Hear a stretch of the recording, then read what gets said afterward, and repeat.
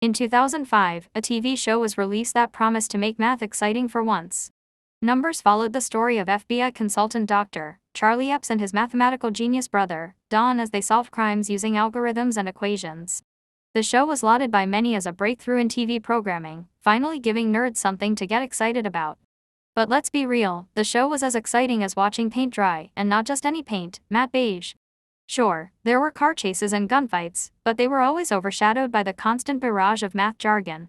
Trying to decipher what the Epps brothers were talking about made me feel like I was back in high school calculus class, desperately cramming for a test. I knew I was going to fail.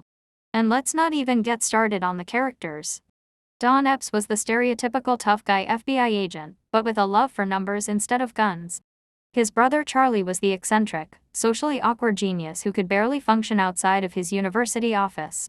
And then there was the rest of the FBI team, who were all just placeholders for when the plot needed to move forward. But the worst part of Numbers was the way it tried to make math seem cool. It was like the show was trying to convince us that math was the new rock and roll, but with less groupies and more quadratic equations. It was like they knew that math wasn't cool, but they were going to force it on us anyway, like a parent making their child eat their vegetables, even though they know they hate them.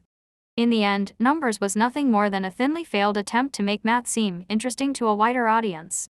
But it failed miserably, because let's face it, math will never be cool.